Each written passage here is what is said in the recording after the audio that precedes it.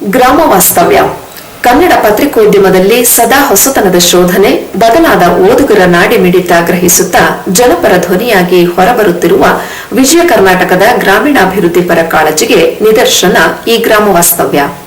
ದಾವಣಗೆರೆ ಜಿಲ್ಲೆಯ ಹರಪನಹಳ್ಳಿ ತಾಲೂಕು ರಾಜ್ಯದ ಹಿಂದುಳಿದ ತಾಲೂಕುಗಳ ಪಟ್ಟಿಯಲ್ಲಿ ಸ್ಥಾನ ಪಡೆದುಕೊಂಡಿದೆ. ಇಡೀ ತಾಲೂಕಿನ ಅಭಿವೃದ್ಧಿ ಸ್ಥಿತಿಗತಿಗಳನ್ನು ಯಾವ ಮಾನದಂಡದಲ್ಲೂ ಇಟ್ಟು ವಿಶ್ಲೇಷಿಸುವುದು ಅಪರಾಧ ಎನ್ನುವಷ್ಟು ಹಿಂದುಳಿಯುವಿಕೆ ಹಾಸು ಹೊತ್ತು ಮಲಗಿದೆ.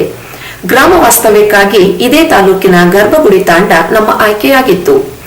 ಗರ್ಭಗುಡಿ ತಾಂಡ ಹೆಸರು ಕೇಳುತ್ತಿದ್ದಂತೆಯೇ ಕುತೂಹಲ ಮೂಡಿಸುತ್ತದೆ. ತಾಂಡದ ಹಾದಿಯಲ್ಲಿ ಹೆಜ್ಜೆ ಹಾಕುತ್ತಿದ್ದಂತೆ ಹರವಿಕೊಂಡ ಸಮಸ್ಯೆಗಳ ಮೇಲೆ ನಡೆದು ಹೋದ ಅನುಭವ. ಕಲ್ಲು ಮಣ್ಣಿನಿಂದ ಕೂಡಿರುವ ರಸ್ತೆ, ಹಾದಿಯ ಇಕ್ಕೆಲಗಳಲ್ಲಿನ ಹೆಂಚು, ಗುಡಿಸಲು ಮನೆಗಳು ಉದ್ದಕ್ಕೂ ಆಹ್ವಾನಿಸುತ್ತವೆ. ತಾಂಡಾದಲ್ಲಿ ಇರುವ 120 ಮನೆಗಳಲ್ಲೂ ಲಂಬಾಣಿ ಸಮುದಾಯದವರು ಮಾತ್ರ ನೆಲೆಸಿದ್ದು, ಬದುಕಿನ ಸಂಕಷ್ಟದ ಸ್ತರಗಳು ಒಂದೊಂದಾಗಿ ಬಿಚ್ಚಿಕೊಳ್ಳುತ್ತವೆ.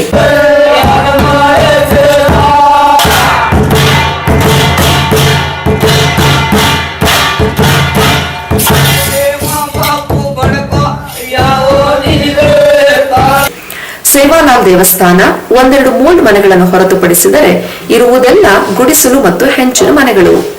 ಈ ಮನೆಗಳಲ್ಲಿ ಕೇವಲ ತಡಿಕೆಯ ಸ್ನಾನದ ಕೋಣೆಗಳಿವೆ. ಶೌಚಾಲಯ ಯಾವ ಮನೆಯಲ್ಲೂ ಇಲ್ಲ. ದಿನ ಬೆಳಗಾದರೆ ಮಹಿಳೆಯರೊಂದು ಕಡೆ, ಪುರುಷರೊಂದು ಕಡೆ ಶೌಚಕ್ಕೆ ಬಯಲುಗಳನ್ನರಸಿ ಹೊರಡುವ ಮುಜುಗರದ ಸನ್ನಿವೇಶ ಇಲ್ಲಿ ಸಾಮಾನ್ಯ. ಅಡ್ಡಲಾಗಿ ಇರಿಸಿದ ತಡಿಕೆಗಳನ್ನು ಬಟ್ಟೆಯಿಂದ ಮರೆಮಾಡಿ ಸ್ನಾನ ಮಾಡಬೇಕಾದ ಅನಿವಾರ್ಯತೆ. ಇಂದು ಎಲ್ಲ ಗ್ರಾಮಗಳಿಗೂ ಅಡುಗೆ ಸಿಲಿಂಡರ್ಗಳು ಪ್ರವೇಶಿಸಿವೆ. ಆದರೆ ಗರ್ಭಗುಡಿ ತಾಂಡದಲ್ಲಿ ಹುಡುಕಿದರೂ ಒಂದು ಮನೆಯಲ್ಲೂ ಸಿಲಿಂಡರ್, ಮಿಕ್ಸಿಗಳು ಇಲ್ಲ. ನಾನಾ ಯೋಜನೆಯಡಿ ತಾಂಡದಲ್ಲಿ ಒಂದು ಸಿಸಿ ರಸ್ತೆ ನಿರ್ಮಿಸಲಾಗಿದೆ.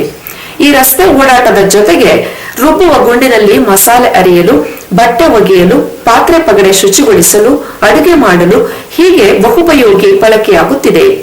ಕೊಳಚೆ ನೀರು ಹರಿದು ಹೋಗಲು ಒಂದು ಚರಂಡಿ ಸಹ ಇಲ್ಲ.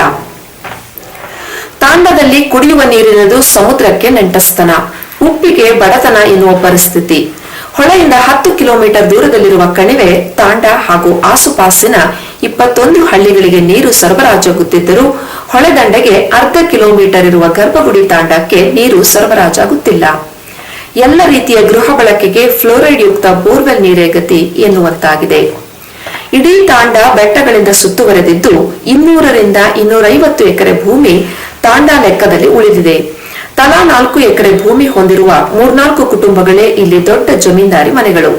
ಉಳಿದವರಿಗೆ ಇರುವುದು ಅರ್ಧ, ಮುಕ್ಕಾಲು, 1 ಎಕರೆ. ಬೆಟ್ಟ ಸುತ್ತುವರೆದಿರುವುದರಿಂದ ಉಳುಮೆಯು ಕಷ್ಟ. ತಾಂಡಕ್ಕೆ ಸ್ವಲ್ಪ ದೂರದಲ್ಲಿ 800 ಎಕರೆ ಭೂಮಿ ಇದ್ದು ಉಳುಮೆ ಮಾಡುವ ಪ್ರಯತ್ನ ಮಾಡಿದ್ದಾರೆ. ಆದರೆ ಈ ಭೂಮಿ ಅರಣ್ಯ ಇಲಾಖೆಗೆ ಸೇರಿದ್ದೆಂದು ಖಾಲಿ ಮಾಡಿಸಿದ್ದಾರೆ. ಹಾಗಾಗಿ ಇಲ್ಲಿನ ಜನಕ್ಕೆ ದಿನಗೂಲಿ ಬಿಟ್ಟರೆ ಬೇರೆ ದುಡಿಮೆಯ ಮಾರ್ಗ ಇಲ್ಲ. ಮಳೆಗಾಲದಲ್ಲಿ ಕೆಲ ತಿಂಗಳು ಕೆಲಸ ಮಾಡುತ್ತಾರೆ, ಉಳಿದಂತೆ ವಲಸೆ ಹೋಗಬೇಕು. ಪ್ರತಿ ದೀಪಾವಳಿ ಮುಗಿದ ನಂತರ ಅರ್ಧದಷ್ಟು ಕುಟುಂಬಗಳು ಕೂಲಿಯನ್ನರಸಿ ಮಲೆಸೀಮೆಯ ಕಾಫಿ ಎಸ್ಟೇಟ್ಗಳಿಗೆ ವಲಸೆ ಹೋಗುತ್ತವೆ. ಮತ್ತೆ ಹಿಂದಿರುಗುವುದು ಯುಗಾದಿ ಹಬ್ಬಕ್ಕೆ. ಅಲ್ಲಿಯವರೆಗೆ ಮನೆ ಕಾಯುತ್ತಾ ಇದ್ದುದರಲ್ಲಿ ವೃದ್ಧರು, ಮಕ್ಕಳು ಹೊಟ್ಟೆ ಹೊರೆಯಬೇಕು. ಕೆಲವರು ನೋಡಿಕೊಳ್ಳುವವರಿಲ್ಲ ಎನ್ನುವ ಕಾರಣಕ್ಕೆ ಮಕ್ಕಳನ್ನು ಕರೆದೊಯ್ಯುತ್ತಾರೆ. ಈ ಮಕ್ಕಳು ಶಾಲಾ ಶಿಕ್ಷಣದಿಂದಲೂ ವಂಚಿತರಾಗುತ್ತಾರೆ.